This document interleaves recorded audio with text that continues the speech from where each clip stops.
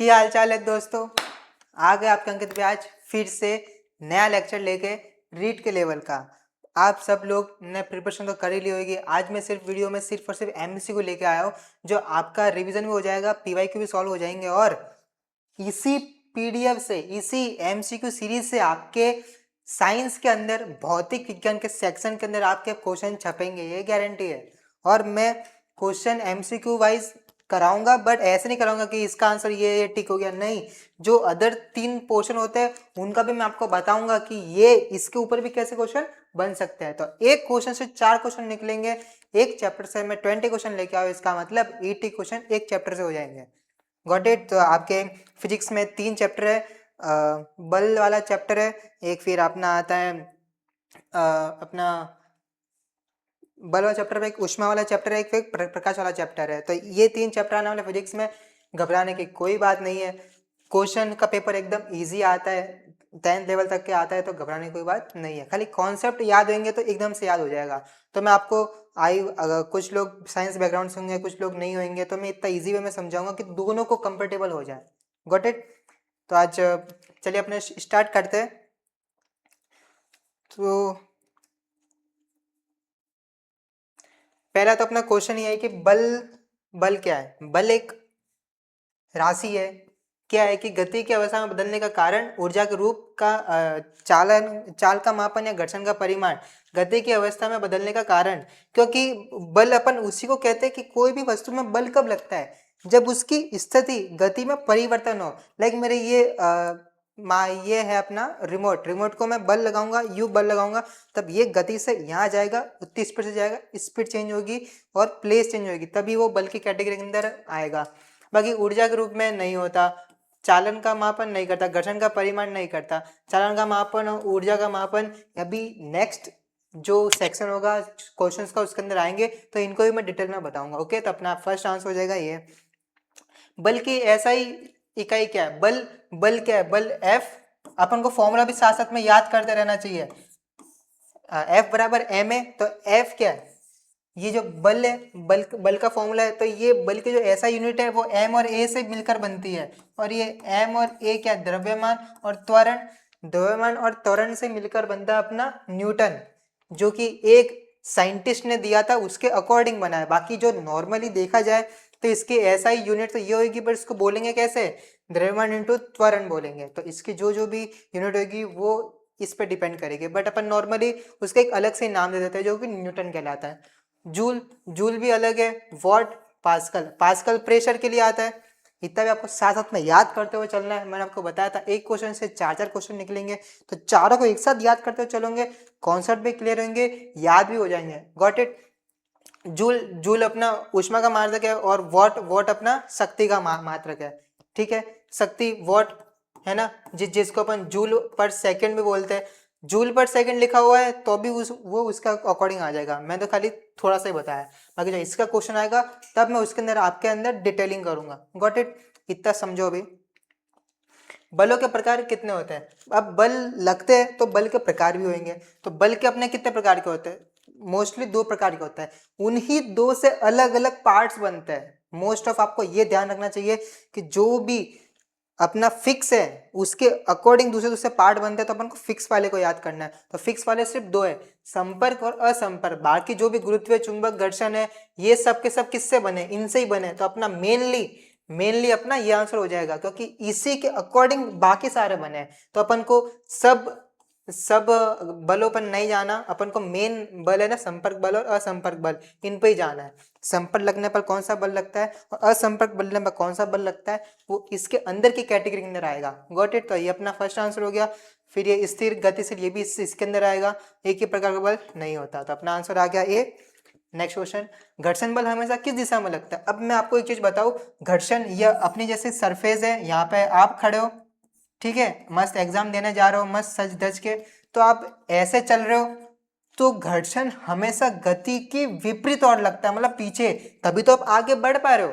इसका मैं एक बेस्ट एग्जांपल दूं, जैसे कि आप यहाँ पे खड़े हो जमीन पे, ठीक है, और यहाँ पे एक नाव है, ठीक है। अगर नाव है, अगर इस नाव से अपन इधर जाएंगे तब तो कोई दिक्कत नहीं कि अपन डायरेक्ट जंप कर लेंगे, बट जब नाव से इस साइड आते हैं ना अपन, जैसे कि ये नाव है और ये फिर से जमीन है, आप यहाँ खड़े हो है ना, और यहाँ पे पानी है, जैसे आप यहाँ आते हो तो क्या होता है कि आप जैसे आगे आते हो तो ये पीछे जाती है, क्यों? क्योंकि यहाँ पे फ्रिक्शन लगता है, फ्रिक्शन की वजह से वो नाव पीछे जाती है और आप आगे आते हो, जिससे कि यहाँ पे आप पहुंच नहीं पाते और नीचे गिर जाते हो, इसलिए अपन को यहाँ से इजीली सही से आना पड़ता है।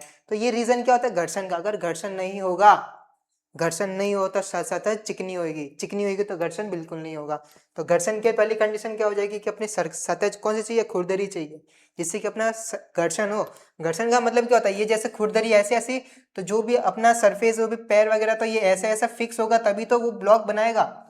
घर्षण वही होता है जब फ्रिक्शन होगा। फ्रिक्शन कब होगा? जब दोनों रफ सरफेस होगी। समझ में आ गया?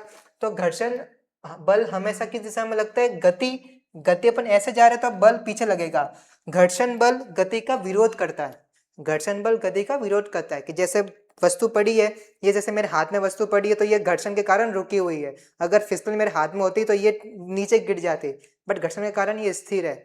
मैंने इसको यहाँ पे थोड़ा सा बल लगाया, बल लगाएगा तो ये घर्षण होगा, फ्रिक्शन होगा। तो ये घर्षण क्या करता है? वो गति को रोकता है, विरोध करता है, तो उसकी विपरीत दिशा में लगता है। आई होप आ गया होगा आपको। गति की दिशा में नहीं, गति की विपरीत दिशा में हाँ, लंबवत दिशा में नहीं, दिशा बदलने वाली दिशा में नहीं। ये चीज समझ में आ गई होगी। गुरुत्वाकर्षण बल का उदाहरण क्या है? अब जो गुरुत्वाकर्षण बल है, अपना जो गुरुत्वाकर्षण बल होता है, ये अपना अर्थ है ना, और यहाँ पे गुरुत्वाकर्षण नीचे की साइड लगता है, एप्पल नीचे तो गिरता है, तो एप्पल नीचे गिरता है, वो कौन सा बल है? संपर्क बल है, प्रत्यास्थ बल है, घर्षण बल है, असंपर्क बल है। प्रत्यास्थ बल तो नहीं होगा और घर्षण बल नहीं होगा, है ना, क्योंकि अपन को बल का उदाहरण पूछा तो बल को अपन इन्हीं दो मेन कैटेगरी के अंदर जाना है, मेन कैटेगरी के अंदर, इनके अंदर अपन को नहीं जाना। तो संपर्क बल है यार, असंपर्क बल है, ये अपना हो जाएगा असंपर्क बल, क्योंकि इसमें संपर्क की कोई बात है ही नहीं, वो बल नीचे लग रहा है तो बल नीचे लग ही रहा है, गॉट इट। तो ये अपना असंपर्क बल हो जाएगा, ठीक है।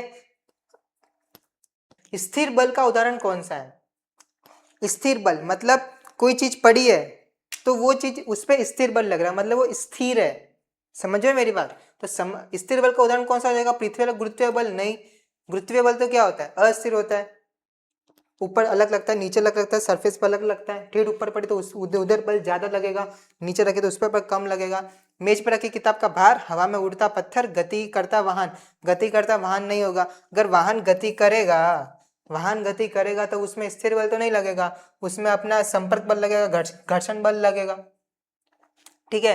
हवा में उड़ता पत्थर ये भी नहीं होगा, उधर भी अपना घर्षण बल लगेगा। ये हवा है, मैंने इस पे पत्थर फेंका है, तो पत्थर फेंका तो वो एक निश्चित वेग तक जाएगा पॉइंट पर, फिर उसके बाद नीचे गिरेगा, उसमें गुरुत्वाकर्षण बल भी लग रहा है ना, तो वो चीज भी नहीं आएगी। तो मेज पर रखी किताब अपना भार आंसर हो जाएगा। मान लो ये मेरी मेज है, ठीक है, ये मेरी मेज है, ड्राइंग पर मत जाना, ठीक है, ये मेरी मेज है, तो इस पर मैंने क्या है? एक बुक रखी है फिजिक्स की।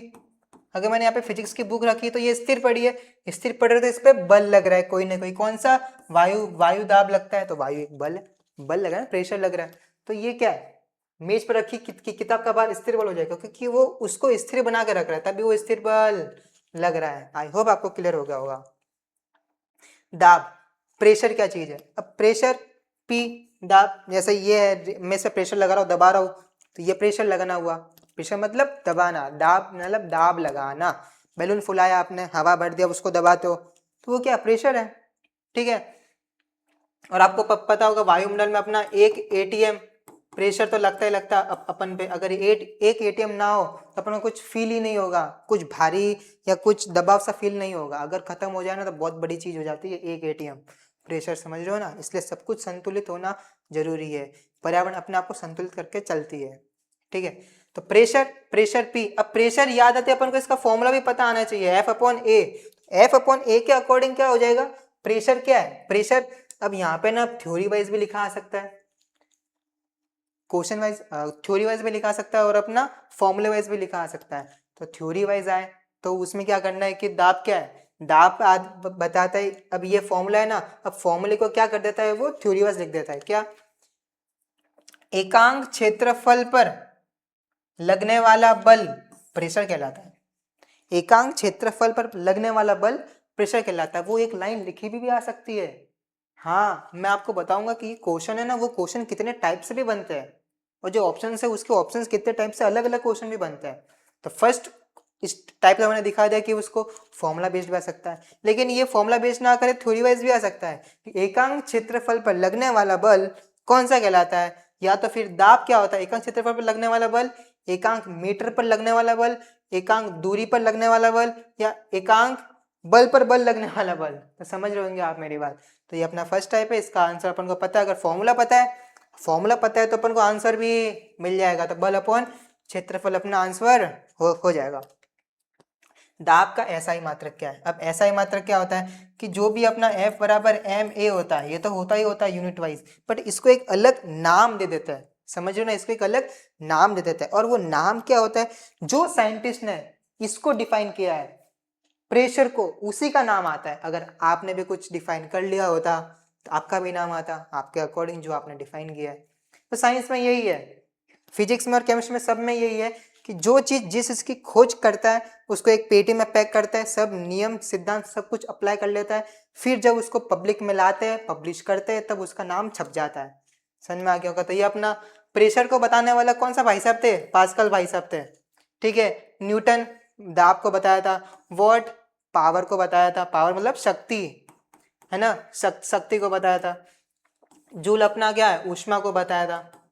ऊष्मा से ही वो जूल का नाम आ गया। तो पास्कल ने क्या बताया था? प्रेशर बताया था। तो अपना ये आंसर हो जाएगा। जब क्षेत्रफल घटता है तो दाब, अगर ये ऐसी साइंस लिखी आती ना लाइन कि क्षेत्रफल बढ़ता है तो दाब कैसा होगा, या क्षेत्रफल घटता है तो दाब कैसा होगा, बल बढ़ता है तो दाब कैसा होगा, बल घटता है तो दाब कैसा होगा, ये ऐसे टाइप के सारे क्वेश्चन को पहले आप पढ़ो, ऑप्शंस पे मत जाओ। पहले ही बता रहा हूं, मैं ये भी ट्रिक बताऊंगा, अभी बता भी रहा हूं कि जो क्वेश्चन को सॉल्व करने की ट्रिक भी कैसी होती है। ऐसे टाइप्स के क्वेश्चन आया तो उसको पहले क्वेश्चन को पढ़ो, फिर मन में रिकॉल करो इसका आंसर क्या हो सकता है, फिर ऑप्शन पे जाओ। वरना इस ऑप्शन पे आप चले गए ना डायरेक्ट बिना सोचे समझे, तो आप उलझ जाओगे, यहाँ पे आपको 0 नंबर मिल जाएगा कि उलझ गए। उलझने से क्या होता है कि जो सही होता है वो सही लगता है, जो सही नहीं होता वो भी सही लगता है। तो उलझना बहुत बड़ी गंदी चीज है, तो आप इस पर ना जाओ। इसलिए मैं आपको बता रहा हूँ, एक्सपीरियंस के साथ कह रहा हूँ कि जो भी ऐसे टाइप के क्वेश्चन है, क्वेश्चन को पढ़ो फिर इसको एनालाइज करो। जब क्षेत्रफल घटता है तो दाब का मुझे फॉर्मूला पता है, F अपॉन ए। जब क्षेत्रफल घटता है, जब क्षेत्रफल मेरा घटेगा तो P बढ़ेगा, जब क्षेत्रफल घटेगा तो P बढ़ेगा, और जब क्षेत्रफल मेरा बढ़ेगा तो P घटेगा।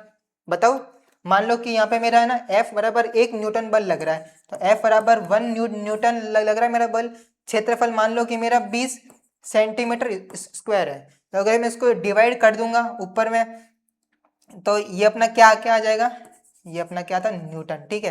तो 1/20 है, तो 1/20 को मैं डिवाइड करूंगा तो ये मेरा क्या हो जाएगा, यहाँ पे मैं 2 जीरो लगा दूंगा। ठीक है।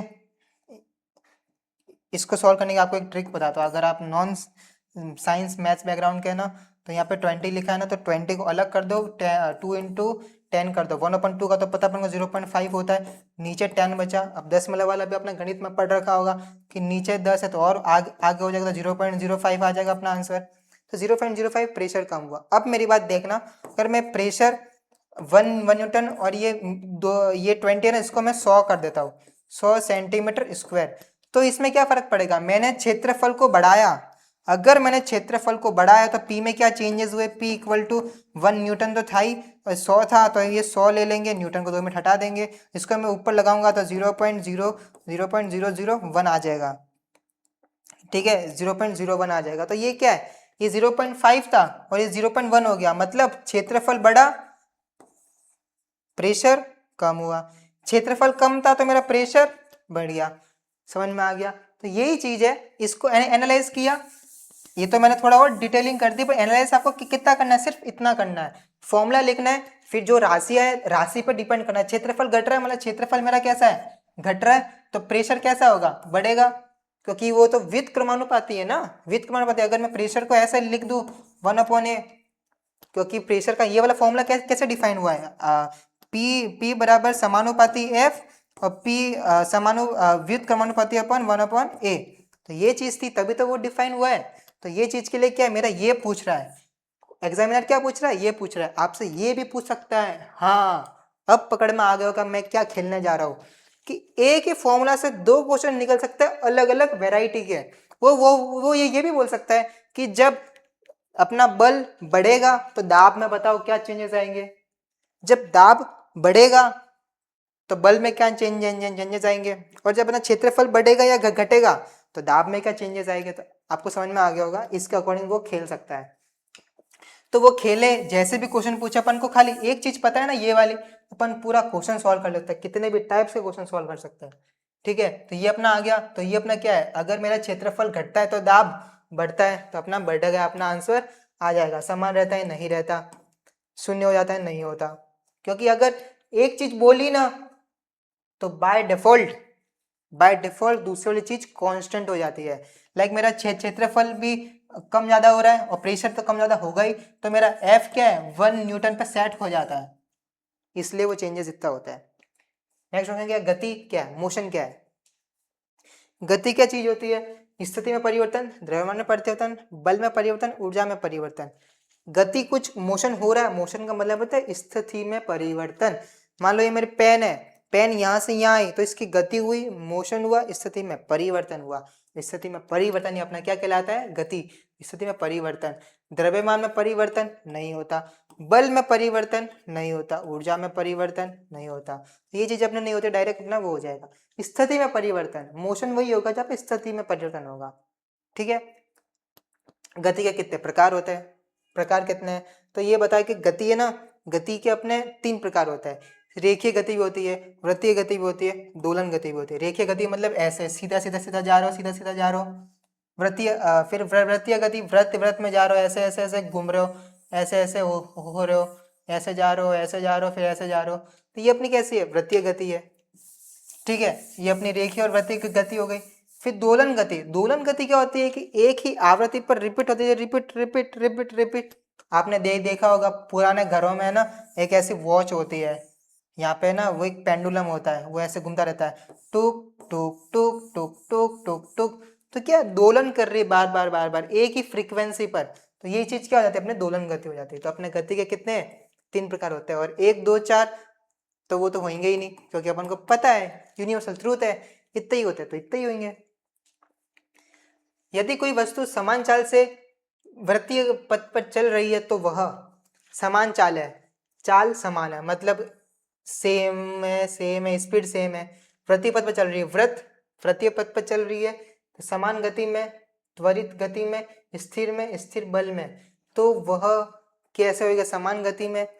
कोई वस्तु समान चाल से चल रही है, चाल अलग चीज है, वेग अलग चीज है, मैं आपको बताऊंगा जब नेक्स्ट क्वेश्चन आएंगे उसमें है, तो मैं आपको बताऊंगा। ठीक है, समान चाल से इस स्पीड से मैं मान लो 10 मीटर पर सेकंड से चल रही है, 1 सेकंड में 10 मीटर वो क्रॉस कर रही है वृत्तीय गति में, तो बताने की समान गति में होएगा। समीन गति क्या होता है, स्थिति में परिवर्तन, स्थिति में परिवर्तन, त्वरित गति में परिवर्तन, त्वरण, त्वरण ए होता है अपना, त्वरण क्या होता है v/t। वेग में परिवर्तन, स्थिर है, स्थिर तो नहीं है, स्थिर बल है, स्थिर बल भी नहीं होगा अपना, समान गति में चल रहा है, त्वरित गति में चल रहा है। तो ये अपना कैसे हो जाएगा कि समान गति में और त्वरित गति में यही फर्क होता है। त्वरित गति मतलब v/t, वेग में परिवर्तन की दर, समान गति में गति समान नहीं, गति समान नहीं है। समान गति का मतलब क्या होता है, स्थिति में परिवर्तन समान हो, नहीं हो रहा है स्थिति में परिवर्तन समान, क्योंकि ये स्थिति यहाँ हो रही है, फिर इससे यहाँ हो रही है, फिर इससे यहाँ हो रही है, दिशा भी बदल रही है और स्थिति भी बदल रही है, समान गति में तो नहीं होगा। त्वरित गति में, अब त्वरण क्या होता है, त्वरण v/t होता है। त्वरित गति मतलब बार बार वो ऐसे हो रही है, वृत्त में चल रही है, समान चाल से चल रही है। चाल बराबर क्या होता है, अपना फॉर्मूला आपको याद होना, चाल बराबर होता है दूरी बट्टा समय।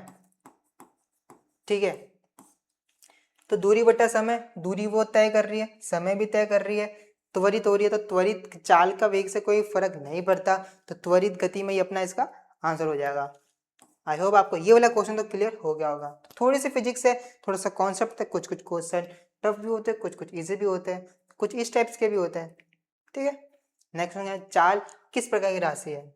चाल स्पीड बोलते हैं, स्पीड है ना, स्पीड और एक आता है अपना वेग। चाल और अपना वेग, चाल भी अलग होता है, वेग भी अलग होता है। ठीक है, मैं आपको बता देता हूँ, दोनों दोनों चीज अलग है। चाल अपनी होती है सदिश राशि और वेग होती है अपनी, चाल अदिश और वेग सदिश होती है। अभी अदिश सदिश पढ़ा है, बहुत बढ़िया, नहीं पढ़ा है देख लो। अदिश मतलब कि वो उसका परिमाण तो आएगा बट दिशा नहीं आएगी, मतलब ऐसे चल रहा है तो भी ठीक, ऐसे चल रहा है तो भी ठीक, ऐसे चल रहा है तो भी ठीक है। बट वेग, वेग में यही दिक्कत है क्योंकि वो उसमें सदिश आ जाता है, सदिश मतलब दिशा आ जाती है। मान लो कि वो उत्तर दिशा में चल रहा है, फिर वो दक्षिण दिशा में चल रहा है, वेग के अंदर सदिश होने से इसका दिशा भी आ जाती है। बट चाल अपनी कैसी है, सदिश राशि है। सदिश राशि होने से क्या हो जाएगा, स्पीड आ जाएगा, उसको दिशा से कोई फर्क नहीं पड़ेगा, भले वो स्पीड ऐसे हो या क्या कैसे भी हो। ठीक है, तो अपना वेग में फर्क पड़ता है बट चाल में फर्क नहीं पड़ता। तो चाल अपनी किस प्रकार की राशि हो जाएगी, अदिश प्रकार की राशि हो जाएगी। सदिश में दिशा होती है, अदिश में दिशा नहीं होती। वेग, वेलोसिटी क्या दर्शाता है, वेलोसिटी मैंने आपको बताया था, वेग अभी बताया था, है ना। तो चलो अभी बता देता हूँ। चाल, वेग और चाल में क्या होता है, चाल बराबर आपको पता है दूरी बटा समय, है ना, दूरी बटा समय। बट ये जो है ना वेग, वेग एक नई कहानी लेके आता है। नई कहानी क्या है कि वेग बराबर होता है अपना, अगर आपको मैं बता दूं तो वेग बराबर होता है अपना विस्थापन, विस्थापन बट्टा समय।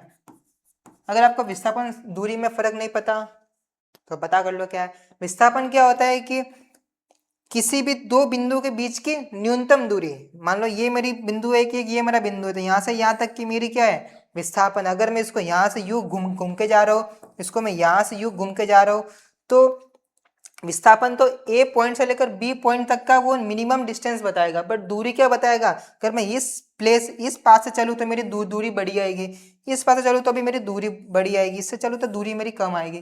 तो दूरी क्या है, इस पे डिपेंड करता है कि आपने कितना ट्रैवल किया। बट विस्थापन जिस पॉइंट से लगाकर फाइनल पॉइंट तक आप, जो एंड पॉइंट तक आप गए, उसके बीच का डिस्टेंस कैलकुलेट होता है। तो मैं आपको एक क्वेश्चन बताता हूँ कि ये मेरा, मैं यहाँ खड़ा हूँ, घूमते घूमते घूमते घूमते घूमते उसी प्लेस पे आया, तो इधर मेरा विस्थापन 0 हो जाता है। और दूरी, दूरी मेरा क्या है, ये अपना पूरा वृत्त की परिधि, ये अपना पूरा आंसर हो जाएगा। तो ये चीज है, विस्थापन यहाँ पे 0 होगा और अपनी जो दूरी है वो वृत्त की परिधि हो जाएगी। तो यही चीज क्या है, दूरी तो वो आ जाएगी बट विस्थापन, वेग, अब यहाँ पे बताओ वेग क्या है, वेग 0 होगा क्योंकि विस्थापन क्या है अपना 0 आया, क्योंकि मैं ए पॉइंट से चला और बी पॉइंट पर आया, तो बी पॉइंट क्या खुद ए पॉइंट है, तो विस्थापन तो बिल्कुल ही नहीं है। तो विस्थापन 0 तो वेग 0, वेग 0 से वो वाली कुछ काम की नहीं आएगी। ये चीज क्लियर हो गई। तो वेग क्या दर्शाता है, वेग चाल नहीं, दिशा नहीं, दूरी नहीं, केवल केवल समय नहीं, केवल दूरी नहीं, चाल और दिशा दोनों चीज आता है। जो है चाल भी नहीं, चाल तो होगी बट दिशा भी दिखाएगा, तो दिशा दिखाएगा तभी वो वेग होगा। ये चीज क्लियर हो गई होगी। नेक्स्ट क्वेश्चन, त्वरण, एक्सेलरेशन। ये इनका तो आप फिक्स मान लो कि ये विस्थापन, वेग और ये त्वरण, ये अपना विस्थापन हो जाएगा, ये वेग हो जाएगा, ये त्वरण हो जाएगा। विस्थापन तो मैंने आपको बताया दो बिंदुओं के बीच की न्यूनतम दूरी। वेग क्या हो जाएगा, विस्थापन में परिवर्तन की दर। अगर विस्थापन में परिवर्तन होगा वो कितने समय में होगा तभी उसका वेग निकलेगा। सेम ऐसे ही जो त्वरण है, त्वरण क्या होगा, वेग में परिवर्तन की दर। जब वेग होगा तो विस्थापन होगा, विस्थापन होगा तो वो डिस्टेंस कैलकुलेट होगी तभी वो वेग निकलेगा, उससे फिर अपना त्वरण निकलेगा। तो ये चीज पता होना बहुत जरूरी है। इसका सूत्र क्या होता है, तो ए का सूत्र मैंने आपको बता दिया है, चाल अपॉन समय।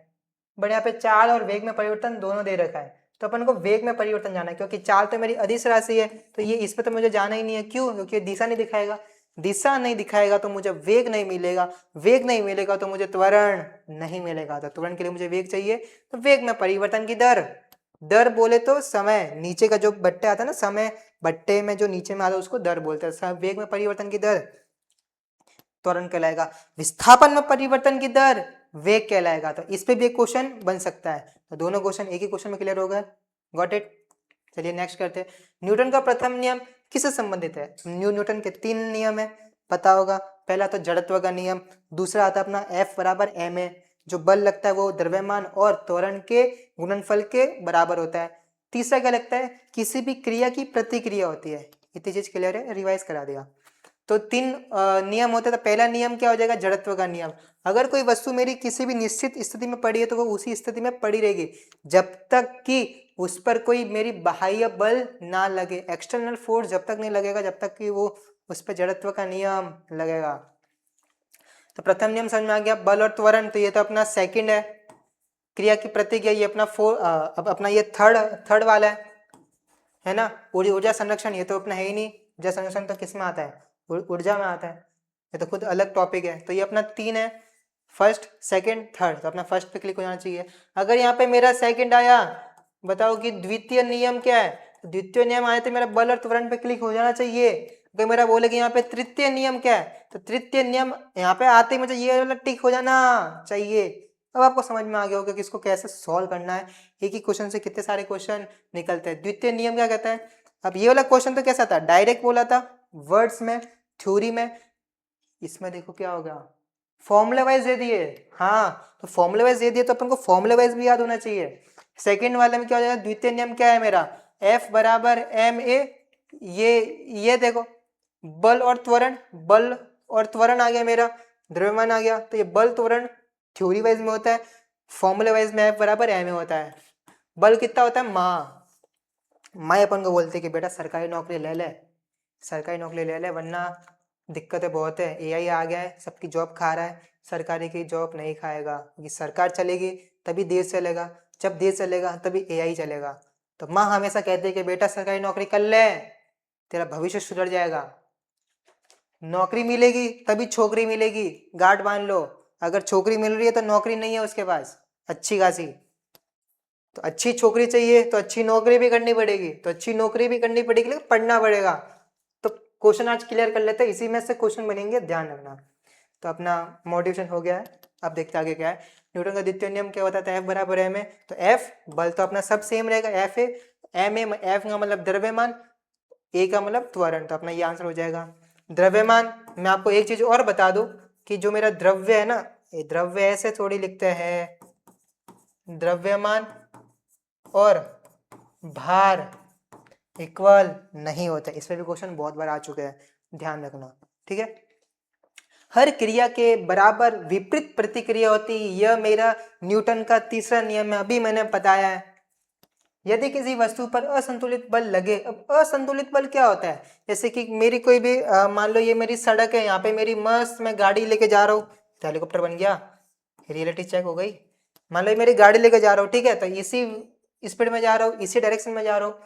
किसी वस्तु पर असंतुलित बल लगे, मान लो यहाँ से जोर से हवा आई और मेरी गाड़ी यहाँ चली गई, यहाँ से जोर से हवा आई मेरी गाड़ी यहाँ चली गई, तो ये असंतुलित बल है, मतलब यहाँ वहाँ हो रही है, ड्राइविंग लॉस हो रहा है। तो क्या असंतुलित बल, किसी भी साइड से कितने भी न्यूटन का बल लग रहा है, तो असंतुलित बल लगे तो वस्तु स्थिर हो जाती है, नहीं। वस्तु की गति या दिशा बदल जाती है, हाँ। वस्तु पर कोई प्रभाव नहीं पड़ता, नहीं। प्रभाव पड़ता है ना, हवा आएगा तो मैं तो बावलियों में गति कर लूंगा, राजस्थान में तो बावले होते होते खिचड़ी भी होती है, डायरेक्ट जंगल में घुस जाऊंगा, बल शून्य होगा, नहीं।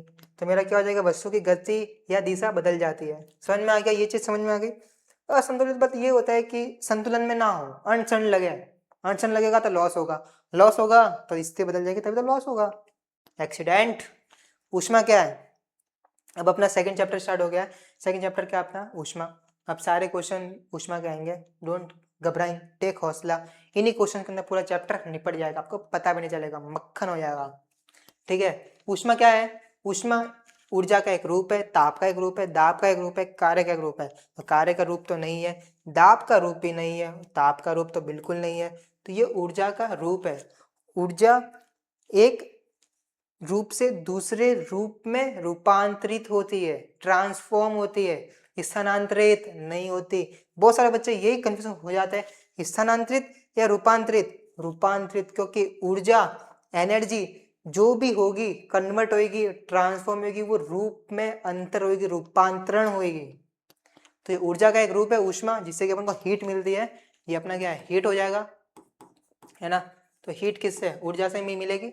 सन आएगी ना, सन की रे बढ़ती है, सूरज की किरणें आती है, गर्म हो जाता है एकदम मस्त सर्दियों में, ऐसे। तापमान की किसे कहते हैं, तापमान किसी वस्तु में ऊष्मा की कुल मात्रा, नहीं। वस्तु की गर्मी या ठंडक का मापन, हाँ। वस्तु के द्रव्यमान का मापन, नहीं। ऊष्मा का प्रवाह की दर, नहीं। अब ये क्या चीज है?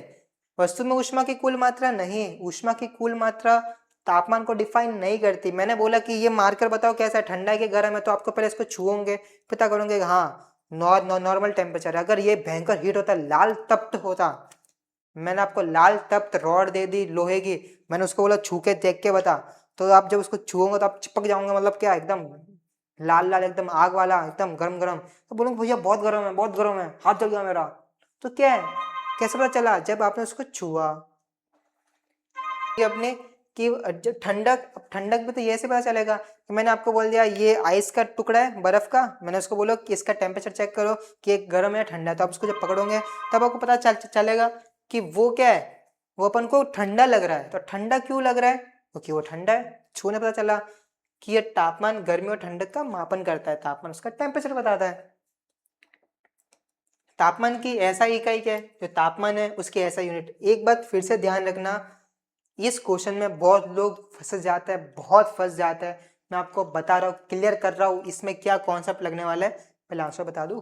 तापमान की ऐसा यूनिट, जो तापमान है टेम्परेचर है, टेम्परेचर उसकी ऐसा यूनिट क्या है, इसको किस में नापते हैं? फर्स्ट ऑफ ऑल किस में नापते हैं, फिर उसके सब पार्ट बने हैं। जैसे अपना बल के अंदर था, बल के अंदर दो बल होते हैं, संपर्क और असंपर्क। फिर उसके बाद गुरुत्वीय बल, ऊष्मीय बल, प्रेशर वेशर सब बने हैं। सेम इसमें भी ऐसा ही है। तापमान के अंदर मेन अपना केल्विन है, इसका आंसर मेरा केल्विन है। केल्विन के अंदर उसको अलग अलग कन्वर्ट किया है सेल्सियस और फ़ारेनहाइट में, तो मेरा मेन आंसर क्या है? केल्विन। समझ रहे हो? तो केल्विन को कन्वर्ट करके सेल्सियस और फ़ारेनहाइट में लिखा, जिससे कि अपन को अच्छे से क्लियर हो। अपना तापमान की ऐसा यूनिट क्या है? केल्विन। ध्यान हो गया होगा। ऊष्मा मापने की ऐसा यूनिट क्या है? ऊष्मा कैलोरी, जूल, न्यूटन, वाट। वाट तो नहीं आएगा क्योंकि ये तो अपना पावर का होता है। न्यूटन नहीं आएगा क्योंकि ये अपना बल का होता है ना, एफ का होता है।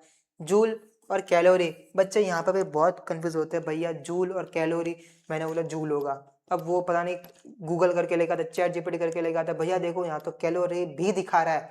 तो मैंने आपको बताया कि जो भी ये ऐसा यूनिट बोलते हैं ना, तो ऐसा यूनिट मेन वाले को पकड़ने का होता है, मेन। उसके बाद जो बना है उसको लेने की जरूरत नहीं है। तो कौन सा लेना है? जो उसका मेन हो। मेन कौन सा है? जूल। जूल के बाद ये इसको गैर ऐसा यूनिट बोलता है। ये तो अपने मेन, इसी को अपना फोकस करना, ये अपना आंसर है। और कैलोरी अपना आंसर नहीं है, ये एक गैर एसआई मात्रक है। अपन को गैर एसआई मात्रक पूछा होता तो कैलोरी होता, गैर नहीं पूछा है तो अपना जूल है। इतना क्लियर है? ऊष्मा का संचार कितनी विधियों से होता है? ऊष्मा जो हीट है वो कितनी विधियों से संचार करता है, या कुछ भी कह लो अपना, कितनी विधियां उसको संचार करने में? तो 2 3 4 1। तो मैं आपको बताऊं, ऊष्मा को संचार करने की अपने 3 विधियां है। मैं बता दूं कौन कौन सी विधियां है? आगे आएगा, कोई नहीं। चालन, संवहन, और अपना आता है अपना विकिरण या संचरण, जो भी अपना निर्वात में होता है। अब इसको आगे डिटेल में पढ़ेंगे, मैंने आपको बता दिया है। 3 होता है अपना, 2 भी नहीं होता, 4 भी नहीं होता, अपना 1 भी नहीं होता। अब कौन सा है? ठोस पदार्थों में ऊष्मा का संचार किस विधि से होता है? अब मैंने जो आपको 3 विधियां बताई ना, तो 3 विधियों पे इधर क्वेश्चन भी बन गया। तो क्वेश्चन भी बनेगा तो इसको सॉल्व भी करना पड़ेगा ना। तो किस विधि से होता है? चालन, संवहन, विकिरण, या सभी? सभी से तो नहीं होगा क्योंकि एक चीज है तो एक चीज का एक ही पर्टिकुलर लॉ लगेगा। चालन, संवहन, विकिरण। चालन होता है, संवहन होता है, विकिरण होता है। किसका? ऊष्मा के संचार की विधियां। चालन ठोस पदार्थों में होगा, चालन के चालन सिर्फ ठोस पदार्थों में होगा। आपने 10th में 9th में वो साइंस के बुक में पढ़ा होगा। ये मुझे लोहे की रॉड है, यहाँ पे मैंने मोम के 1 2 3 टुकड़े लगा दिए, एक साइड से मैंने गर्म किया लाइटर से, तो इसमें का ऊष्मा क्या है? धीरे धीरे धीरे धीरे धीरे धीरे धीरे धीरे हीट यहाँ तक पहुंचेगी। हीट पहुंचने से क्या होगा कि यहाँ पे जो मोम है वो पिघल के नीचे गिर जाएगी, क्योंकि ऊष्मा का संवहन कैसा होता है? ऐसा होता है चालन में। तो ये चालन हो जाएगा अपना। संवहन, विकिरण कैसे होता है आगे देखते हैं। द्रव और गैसों में ऊष्मा का संचरण किस विधि से होता है? द्रव और गैसों में मेरा संवहन के द्वारा होता है। चालन से भी नहीं होता, विकिरण से भी नहीं होता, ए और बी तो दोनों ही नहीं होते हैं। संवहन क्या होता है? लाइक आपने मान लो कि ये मेरा ना बर्नर है, ठीक है, यहाँ से मेरी आग जल रही है और यहाँ पे अपने तपेली या पतेली जो भी बोलो, वो आपने इधर रखी है पानी गर्म करने के लिए, ठीक है। तो पानी ब्लू ब्लू होता है, तो ब्लू कलर ले लेंगे मस्ट। ये अपने पानी गर्म करने के लिए रखा है। तो जब आप इसको हीट देते हो, ऊष्मा देते हो द्रव और गैसों में, दोनों में, तो वो क्या है, नीचे से जो बुलबुले बनते हैं ना, बुलबुले, वही बुलबुले ऊपर जाते हैं और इस पानी को गर्म करते हैं, ठीक है। तो ये संवहन होता है, इसी को बोलते हैं संवहन। संवहन बोलते हैं इसी प्रक्रिया को, क्या बोलते हैं, संवहन। ऊष्मा का संचार करने की विधि है, संवहन हो जाएगा अपना इसका आंसर। नेक्स्ट क्या है, सूर्य से पृथ्वी तक ऊष्मा का संचार किस विधि से होता है। आपको मैं एक और चीज नोटिस कर लो कि जो द्रव और गैसों में और ठोस पदार्थों में, ये सब अपने पृथ्वी पर ही होते हैं, अपन ही एक्सपेरिमेंट करते हैं, अपन ही देखते हैं, इसका मतलब ये वायु में हो रहे हैं। बट सूर्य से पृथ्वी, ये अपना मान लो ये अपना सौर मंडल है, ये ना सौर मंडल है, ये अपना सन है, फिर ये पृथ्वी मान लो यहाँ है, तो यहाँ अपना सन, वो चंद्रमा यहाँ है। तो क्या है कि इसके बीच का जो भी पार्ट होता है ना, ये वाला ये वाला ये वाला ये वाला ये वाला, ये सारा क्या है, निर्वात है। स्पेस में तो कोई हवा है ही नहीं, ऑक्सीजन है ही नहीं, तो सब कुछ क्या है, निर्वात है। निर्वात है, इसका मतलब यहाँ पर तो संचरण क्या है, कैसे होगा, तो संचरण के लिए चालन तो बिल्कुल नहीं होगा, संवहन भी बिल्कुल नहीं होगा। क्यों, क्योंकि ये दोनों वायु की उपस्थिति में होते हैं। निर्वात है तो उसमें विकिरण आ जाएगा, विकिरण के थ्रू भी अपन को ऊष्मा मिलेगी, जो भी सन से रे आती है, अपने सूरज से किरण आती है, अपने धूप सेकते सर्दियों में, तो क्या है, विकिरण के थ्रू होता है। समझ में आ गया, यही चीज होती है अपनी, ये पृथ्वी है तो यहाँ से जो भी किरण आएगी वो अपन को मिलेगी निर्वात के थ्रू भी। तो कौन सी विधि है, विकिरण। अच्छे ऊष्मा चालक का उदाहरण है, अच्छे जो उपने ऊष्मा है उसमें चालक का उदाहरण है, ये अपन को बहुत सारे एग्जांपल दे रखे हैं। बताओ कि इनमें से किसमें ऊष्मा का साधन सबसे बढ़िया होगा। लकड़ी, लकड़ी में तो होगा, दिखता है एल्यूमिनियम, रबर, प्लास्टिक। अब बताओ कि इनमें से सबसे अच्छा कौन सा है, तो मैं आपको बता दूं, ऊष्मा का चालक एल्यूमिनियम सबसे बेस्ट होता है। एल्यूमिनियम, आपने देखा होगा कि है ना, खंबे पे जो वायर लगे होते हैं, अगर कवर है तो दिखेंगे नहीं, जो नहीं कवर है तो दिखेंगे आपको सिल्वर कलर के होते हैं। वो सिल्वर नहीं होता, महंगा है, सरकार लूट जाएगी, तो किसमें होता है, वो एल्यूमिनियम में होता है। तो एल्यूमिनियम में क्या होता है कि ऊष्मा का चालक अच्छा होता है, जिससे कि वो हीट कम होती है ना, और हीट ज़्यादा भी हो सकती है। तो वो जैसे जैसे करके वो उधर इसलिए लगाता है क्योंकि वो विद्युत का प्रवाह भी तेज करा देती है, और ऊष्मा को मेंटेन भी करते हैं। वो लोग इंजीनियर होते हैं, वो ऐसे सेट करते हैं, उसमें थोड़े और मेटल्स डालते हैं, उसको मतलब पूरा कर देते हैं। तो अपना बेस्ट अपना एल्यूमिनियम होगा, है ना, जल्दी गर्म हो जाता है। और इसको थोड़ी विधियों से यूज करके कुछ ना कुछ केमिकल मिला के नया बना के उसको फिर वायरों में लगाते हैं। समझ में आ गया। ऊष्मा के कुचालक पदार्थ कौन कौन से हैं, चालक जो करते हैं, कुचालक जो नहीं करते हैं। तो धातु है, प्लास्टिक, रबड़, पानी और तेल, कांच और धातु। धातु है, ऊष्मा तो हीट तो आएगी, पानी और तेल उबलेंगे, गर्म करते हैं ना, तेल पकौड़ा डालते हो ना, तो तेल तो गर्म होंगे ही ना ऊष्मा के कारण। पानी, पानी में पानी गर्म करते हो, नहाने के लिए गीजर में करते हो, गैस पर करते हो, किसी से भी करते हो, तो ऊष्मा तो उसमें भी होगी।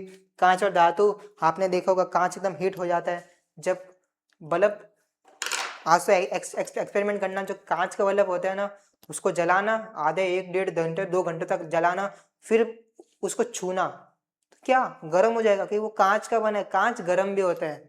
और धातु, धातु तो ऑफकोर्स गर्म होगी। तो अपना आंसर क्या हो जाएगा, प्लास्टिक और लकड़ी। बर्फ पिघलने का तापमान कितना होना चाहिए। अब यहाँ पे सेल्सियस में भी है, केल्विन में भी हो सकता है, ठीक है।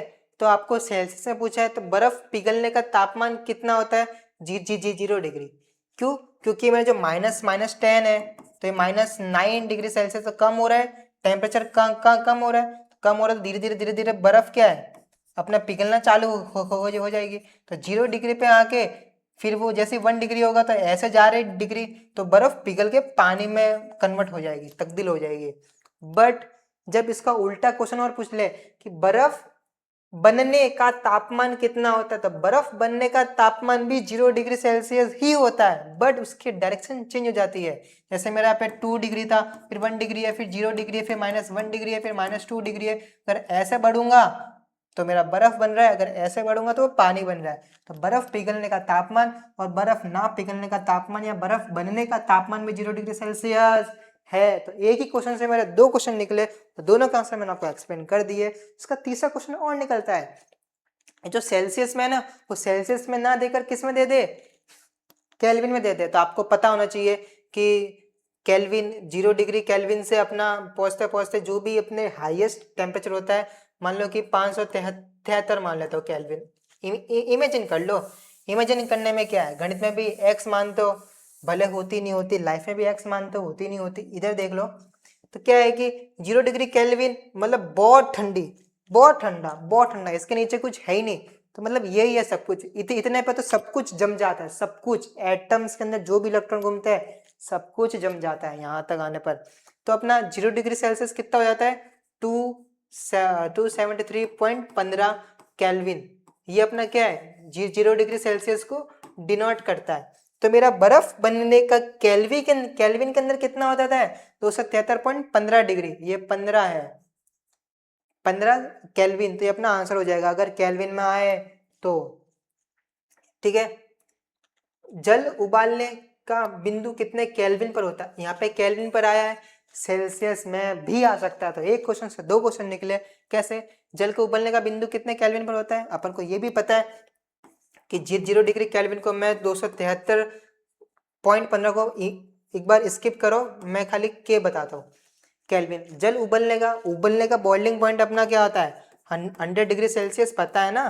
जब 100 डिग्री सेल्सियस होगा तभी मेरा पानी उबलेगा, पानी उबलेगा तो मैं नहाऊंगा तो एग्जाम देने जाऊंगा, तभी तो अच्छे नंबर आएंगे और शिक्षक बनूंगा और मेरे मम्मी का नाम रोशन करूंगा। तो ये चीज क्या है, ये चीज हुई।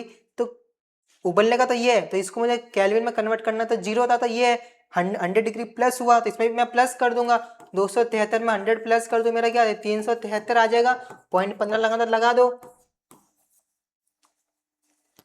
आ गया अपना आंसर।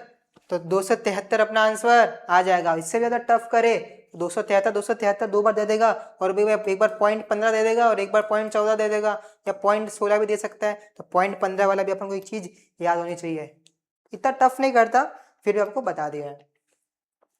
ऊष्मा का प्रवाह हमेशा किस दिशा में होता है, ऊष्मा का प्रवाह ठंडे से गर्म, गर्म से ठंडे, दोनों दिशाओं में, किसी भी दिशा में नहीं तो हो नहीं सकता।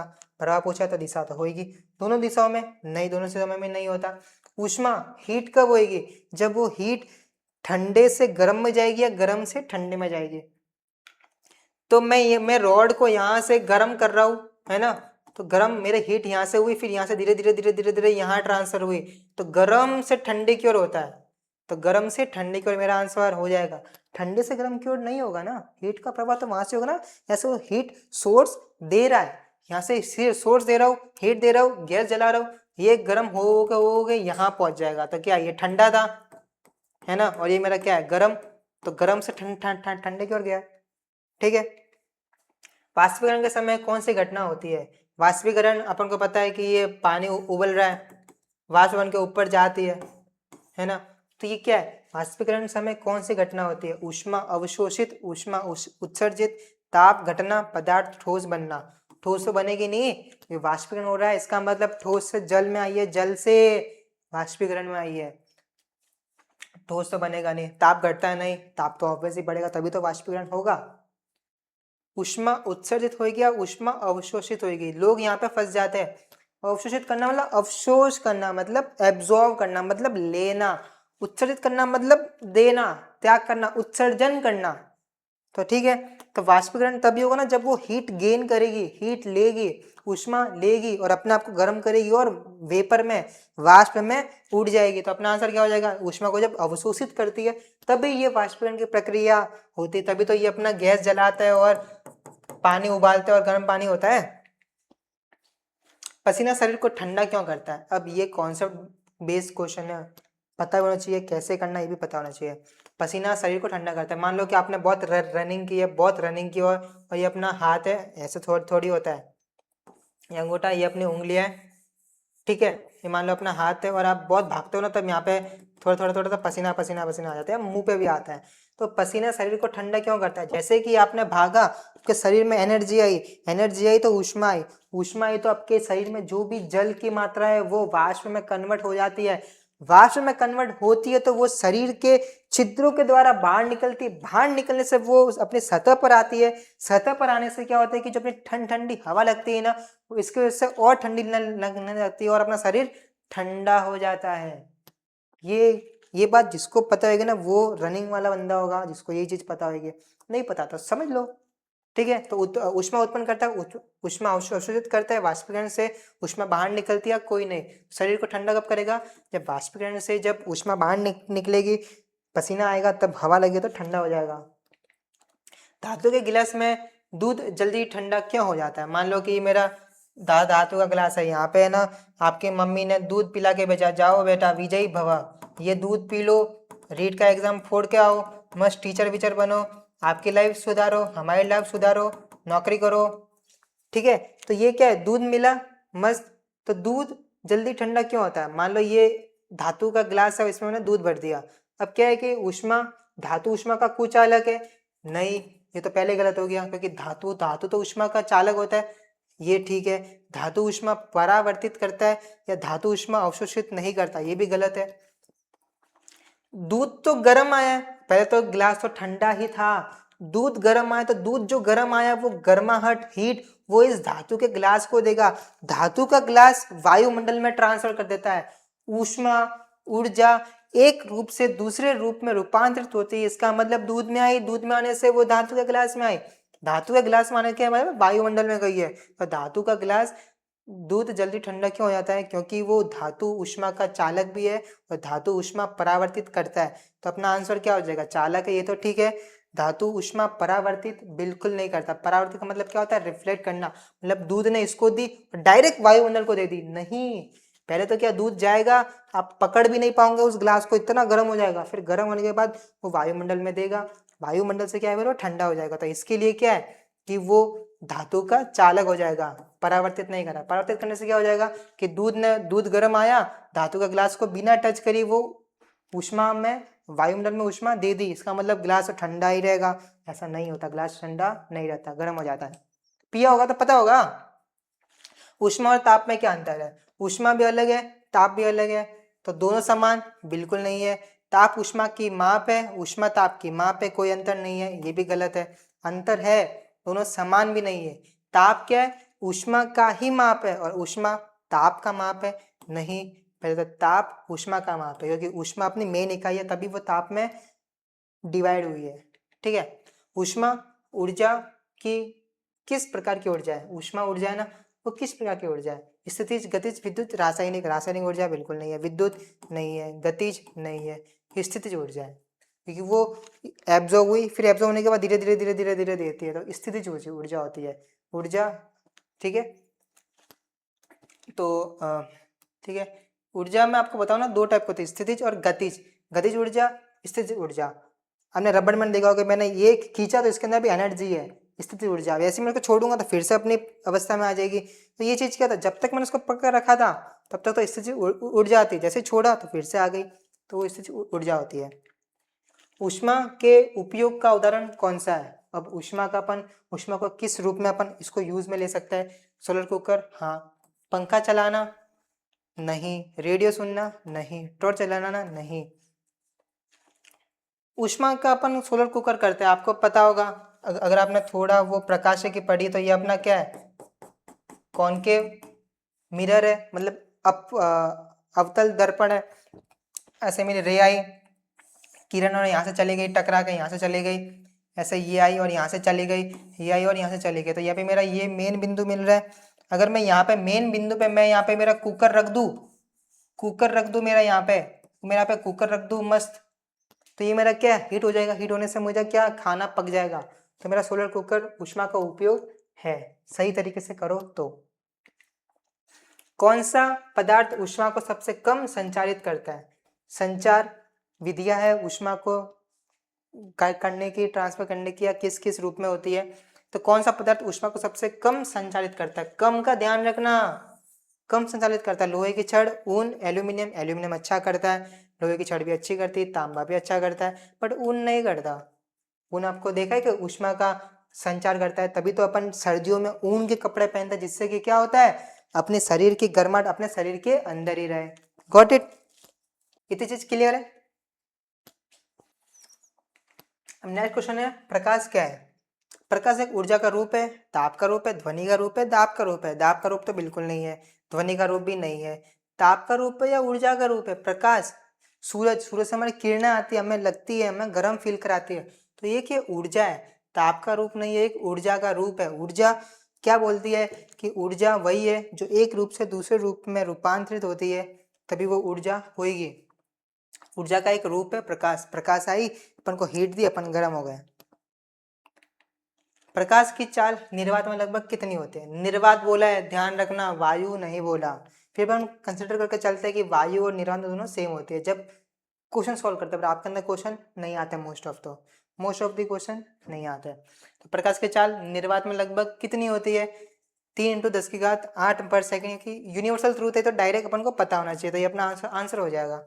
और ध्यान रखना, अगर वो ज़्यादा टफ कर दे तो क्या कर सकता है, मीटर स्क्वायर लिख दे, तो अपना मीटर स्क्वायर नहीं होगा। यहाँ पे अगर मेरा 8 लिखा होता तो अपना ये आंसर हो जाता, मीटर स्क्वायर लिखे तो। बट यहाँ पे इतना आप टफ नहीं करता, पर टफ आ भी जाए तो भी अपन को डायरेक्ट पता है ना, तो डायरेक्ट टिक हो जाता है, चिंता करने की जरूरत नहीं है।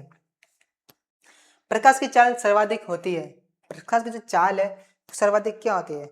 मान लो कि आपके फुल स्पीड आपको तभी मिलेगी ना, मैं आपको 3 एग्जांपल देता हूँ। मान लो कि आप एकदम फुल स्पीड में जा रहे हो, यहाँ पे एयर नहीं है, मतलब कुछ भी डिस्ट्रैक्शन नहीं है, मतलब कुछ भी अपने पास ऑब्जेक्ट नहीं है बीच में आने के लिए, आपको दखल देने के लिए, आपकी स्पीड को कम करने के लिए। तो आप स्पेस में भाग रहे हो, फुल स्पीड में भाग रहे हो, इसका मतलब आपकी स्पीड एकदम मैक्सिमम है। जैसे ही आप वायु में आ जाते हो तो वायु क्या आपके ऊपर प्रेशर लगाता है, दब लगाता है, जैसे एक एटीएम, तो आपकी गति का विरोध करता है, तभी तो आप उसकी हवा को चीरते हुए आगे निकल जाते हो। ये वर्ड भी तो है ना, लाइन कि गाड़ी हवा को चीरती हुई लेके गई, तो हवा क्या है, एक मान लो कि पानी है और बोट आई और पानी को चीरती हुई लेके गई, तो वो भी क्या एक ऑब्जेक्ट है जो पे उनको रोक रहा है स्पीड में। और वायु, वायु में आपको बता दिया है, तो ये चीज क्या है, प्रकाश की चाल सर्वाधिक कब होगी? जब वो निर्वात में होगी, जब उसके आगे कुछ भी नहीं होगा, तब वो एकदम खाली स्पीड में भागेगा।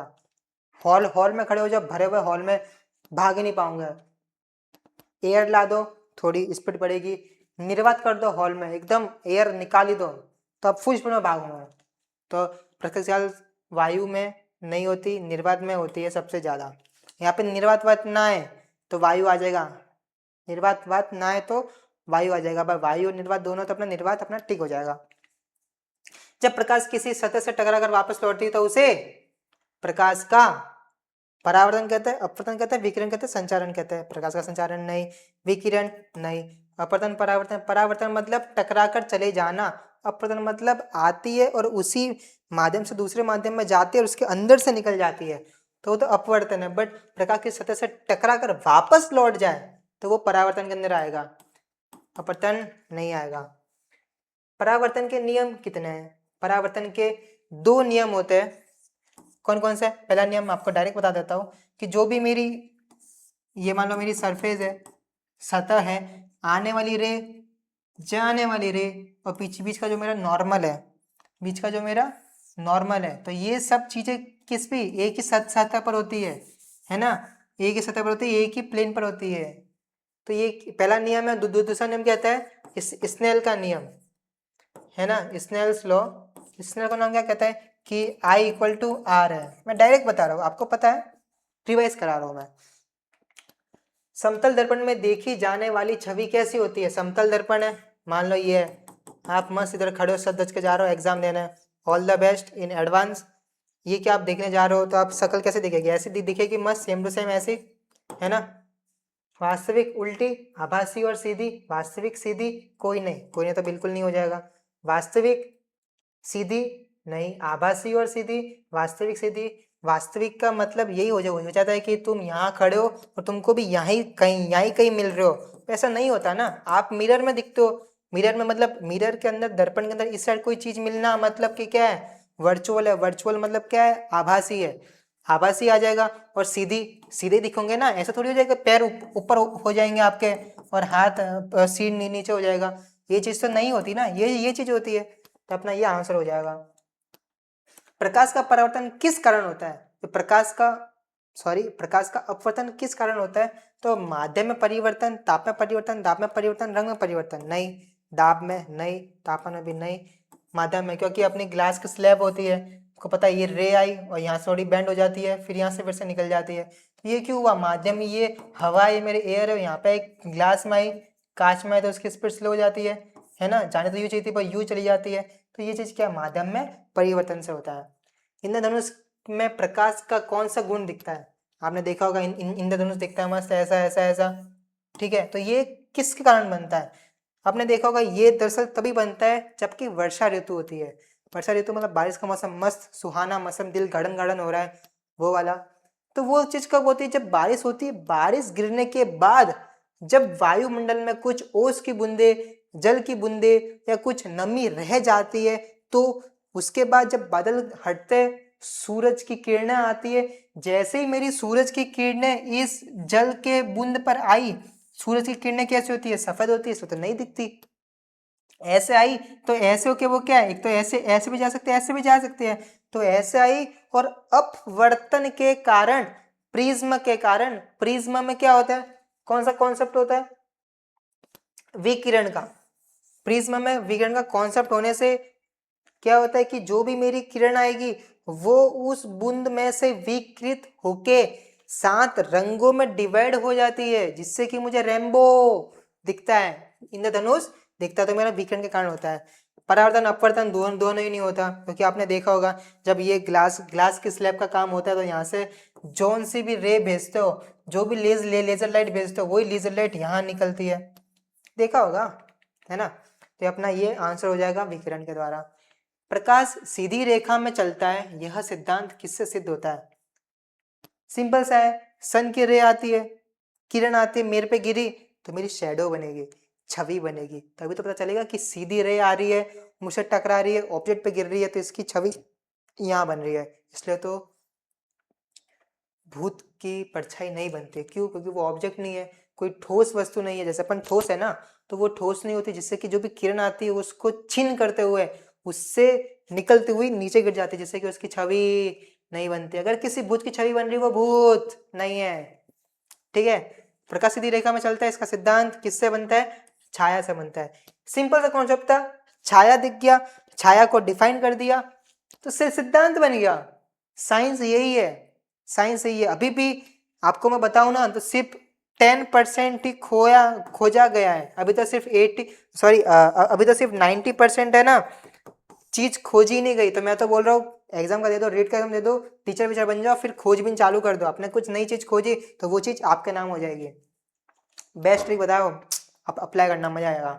ध्वनि किस प्रकार की तरंग है? अब जो ध्वनि है ना, वो भी एक तरंग है, बट अलग तरह की तरंग है। ध्वनि अनुप्रस्थ, अनुदैर्ध्य, विद्युत चुंबकीय नहीं, विकिरणीय नहीं। तो अपना आंसर क्या है? इन दोनों में से है। अब इन दोनों में से मैं आपको थोड़ी डिटेलिंग आ देता हूँ। अनुप्रस्थ, अनुदैर्ध्य दोनों ही होती है। अनुप्रस्थ क्या होती है कि किसी भी रे के ये ऐसे ऐसे ऐसे देखिए ना, ऐसे ऐसे, तो ये क्या है? मेरी अनुप्रस्थ है। अनुदैर्ध्य क्या होती है कि मेरे ऐसे ऐसे आई, फिर ऐसे ऐसे ऐसे ऐसे आई, फिर ऐसे ऐसे ऐसे ऐसे आई, ऐसे ऐसे ऐसे ऐसे ऐसे ऐसे ऐसे ऐसे आई। ये वाली मेरी ध्वनि की होती है, मतलब कणों के बीच में कंपन होता है। कंपन होता है तो जो मेरी किरण है, जो तरंग है, 2 तरंगे होती है, अनुप्रस्थ और अनुदैर्ध्य। अनुप्रस्थ तो क्या है कि इसके लंबवत जाएगी, इसके लंबवत नीचे आएगी, इसके लंबवत जाएगी, इसके लंबवत नीचे आएगी। तो ये मेरी तरंग ऐसे जाती है, तरंग ऐसे भी जाती है, किसी भी चीज के पैरेलल पैरेलल गई। यहाँ पे मेरी क्या है? संचरण हो रही है, यहाँ पे विसंचरण हो रही है, मतलब फैल रही है। फिर से कंबाइन हुई, फिर से फैल गई, फिर से कंबाइन हुई, फिर से फैल जाएगी। तो ये मेरी क्या है? संचरण करने का माध्यम है। और इसी के द्वारा हमें सुनाई देता है। ध्वनि का बेस्ट कॉन्सेप्ट क्या है? तरंग का अनुदैर्ध्य, अनुप्रस्थ नहीं है। क्योंकि यहाँ पे आपका मान लो कान है ना, कान है, और यहाँ से मैंने कुछ बोला है, ये मेरा मुंह है और मैंने यहाँ से कुछ बोला है। बोलने से क्या है कि मेरे यहाँ से जो कर्ण है वो कंपन कंपन कंपन होते हुए मुझे कान में मिलेंगे। तो अपना आंसर क्या आएगा? अनुदैर्ध्य। इतनी चीज क्लियर है। अपना नेक्स्ट क्वेश्चन क्या कहता है कि ध्वनि को सुनने के लिए माध्यम की आवश्यकता क्यों होती है? मैं आपको बता दूं कि ध्वनि को सुनने के लिए माध्यम की आवश्यकता इसलिए होती है क्योंकि ध्वनि अनुदैर्ध्य तरंग को फॉलो करती है, जिससे कि क्या होता है कि कण कंपन होंगे, तभी हमें कण कंपन होने से हमारे कान के अंदर कंपन होगा, कंपन से ही हमें ध्वनि सुनाई देगी। जैसे वो देखा ना आपने ओल्ड जमाने के टैप रिकॉर्डर में सीड आती थी, बहुत बड़ा भूपू होता था और वहाँ पे वो गोल गोल गोल गोल होती रहती थी, तो वो कंपन होते थे, कंपन से हमें सॉन्ग सुनाई देते थे। सेम कॉन्सेप्ट यही है, कंपन होगा तभी ध्वनि सुनाई देगी। और कंपन कब होगा? जब कण होगा। कण कब होगा? जब वो वायु होगी। निर्वात में कुछ भी नहीं होता, मतलब कण भी नहीं होंगे, तो अपना आंसर क्या हो जाएगा? क्योंकि ध्वनि निर्वात में नहीं फैलती, इसलिए वो माध्यम की आवश्यकता होती है जिससे कि हमें सुनाई दे। ध्वनि की चाल किस पर निर्भर करती है? जो हमारी ध्वनि है उसकी चाल किस पर निर्भर करेगी? मतलब साउंड है अपना जो सुनाई देती है, उसकी चाल निर्भर करेगी माध्यम के ताप पर, दाब पर, माध्यम की प्रकृति पर, उपरोक्त सभी। ये चीज क्या है? ध्वनि की चाल किस पर निर्भर करती है? ध्वनि किस स्पीड में जाएगी, उसके बीच में कितनी रुकावट आएगी, वो सारी चीजें मेंटेन करती है। माध्यम के ताप पर भी करती है, दाब पर भी करती है, माध्यम की प्रकृति पर भी करती है। और इसका आंसर क्या आ जाएगा? अपना उपरोक्त सभी। क्योंकि दाब पर भी करेगी कि ज़्यादा प्रेशर कम होगा, ज़्यादा होगा, वहाँ पे भी साउंड बैंड हो जाएगा, कम ज़्यादा आएगा। तापमान में परिवर्तन होगा, हीट में क्या हो जाएगा? कण होंगे, वाष्प हो जाएंगे, बहुत सारी चीज़ें होती है। तो अपना सभी ऑप्शन आंसर हो जाएगा। ध्वनि का परावर्तन क्या कहलाता है? इसका बेस्ट एग्जाम्पल बताऊँ ना, तो आपने देखा होगा चमगादड़ रात में उड़ते हैं, तो वो कैसे उड़ पाते हैं? वो एक इको साउंड वेव छोड़ते हैं, जिससे क्या होता है कि आगे अगर दीवार होगी, आगे हमारा कोई भी ऑब्जेक्ट होगा, तो उससे टकरा कर उसको आवाज फिर से सुनाई देगी, तो वो इको होता है, वो इको साउंड होता है। तभी पता चलता है कि आगे ऑब्जेक्ट है, तो मुझे कट लेना चाहिए, वरना 108 पक्का है। तो क्या है कि ध्वनि परिवर्तन क्या कहलाता है? कि उसकी प्रतिध्वनि सुनाई दे। ये चमगादड़ है, यहाँ पे मेरा वॉल है, दीवार है, यहाँ पे वो साउंड छोड़ेगा इको, वो टकरा के उसको फिर से मिलेगी, तभी तो पता चलेगा। तो ये टकरा कर फिर से मिलना, ये तो मेरा परावर्तन कहलाता है। तो ये मेरा इको हो जाता है, अपतन भी नहीं होता, विकिरण भी नहीं होता, परावर्तन भी नहीं होता, तो ये प्रतिध्वनि होती है। प्रतिध्वनि सुनने के लिए ध्वनि के परावर्तक सतह से दूरी लगभग कितनी होनी चाहिए? मोस्ट ऑफली जो ऐसा ही है, जो स्टैंडर्ड है वो 34 मीटर मानी जाती है, पर कुछ लोग होते हैं जो पता ही है ना, अनशन करते रहते हैं, बट स्टैंडर्ड जो है 34 मीटर ही होती है। Got it? तो अपना आंसर हो जाएगा, डायरेक्ट है, ये यूनिवर्सल ट्रूथ है, तो अपने उसको डायरेक्ट याद करना है। उच्च पिच वाली ध्वनि का अर्थ क्या है? पिच का मतलब क्या होता है? कि जो भी ध्वनि होती है वो पिच हाई होती है, मतलब तीखी सुनाई देती है, मतलब, और पिच स्लो होती है, मतलब मस्त मधुर मधुर धीरे धीरे सुनाई देती है। तो पिच हाई मतलब एकदम तीखा, एकदम नॉइस, नॉइस वाला काम हो जाता है, ये नॉइस वाला काम हो जाता है। तो ये चीज क्या होती है? उच्च पिच कब होएगा? जब अपनी आवृत्ति कैसी हो जाएगी? बहुत अधिक हो जाएगी।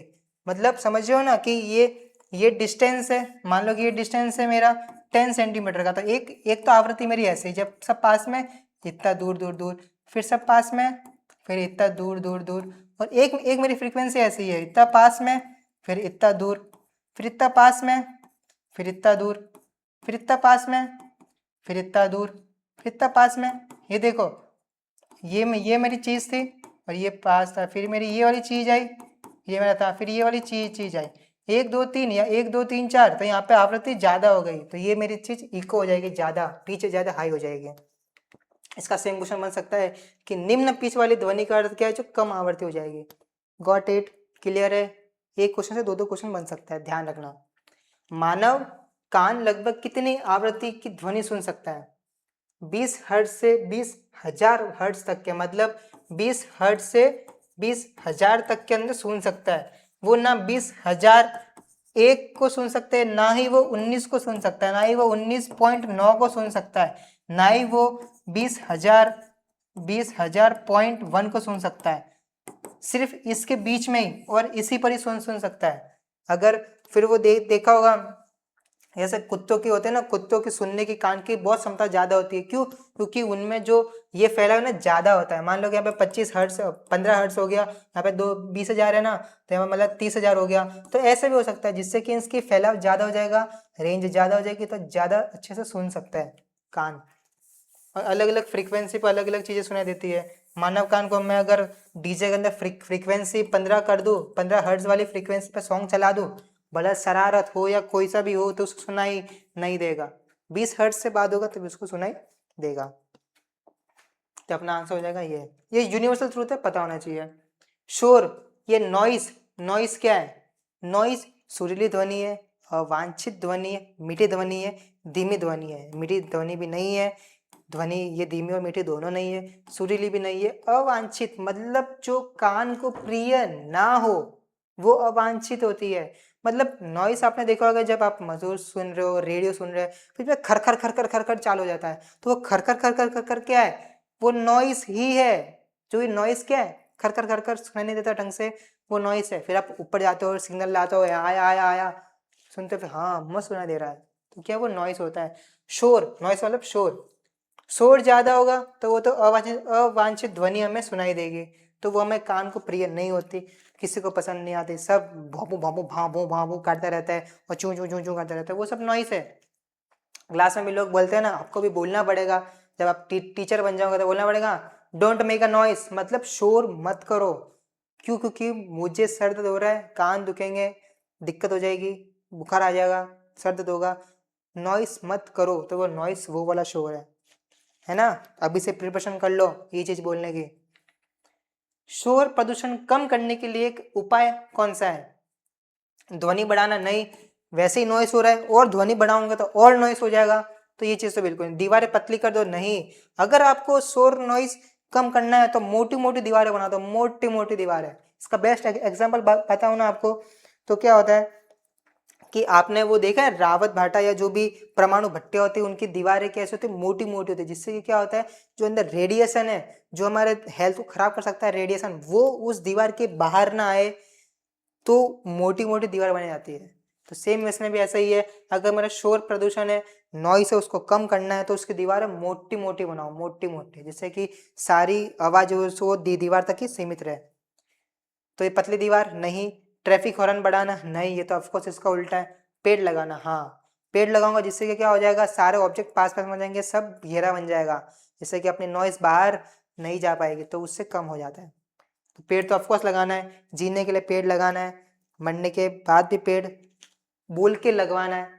पुण्य का काम है, पुण्य काम करो, पता नहीं आगे क्या नसीब हो स्वर्ग में, तो पुण्य पहले ही कर लो। पेड़ लगाओ, बहुत पेड़ लगाओ। तो ये अपनी साइंस के अंदर फिजिक्स का इतना ही था। आई होप आपको ये वीडियो बहुत पसंद आया होगा, और इसी में से क्वेश्चन बनेंगे, इसी तरह के बनेंगे और इससे अलग पैटर्न के बनेंगे, वो मैंने आपको बता दिया कौन कौन से पैटर्न के बनते हैं, कैसे कैसे सॉल्व करना पड़ता है, कैसे सोचना पड़ता है। कॉन्सेप्ट याद होंगे, फॉर्मूला याद होंगे, तो क्वेश्चन आंसर मक्खन हो जाएंगे। मैं आपको बता दूं, इतना ज़्यादा टफ लेवल नहीं आता रीड का, तो डोंट वरी, आपके परसों से एग्जाम स्टार्ट है, तो ऑल द बेस्ट। हमारे पूरे श्रीजी केमिस्ट्री की तरफ से आपको ऑल द बेस्ट, सभी ट्यूटर की वजह से आपको all the best, best of luck, जो भी आप ठीक लगे। आज के लिए इतना ही, मैं आपको मिलूंगा नेक्स्ट वीडियो में, अब तक के लिए बाय बाय।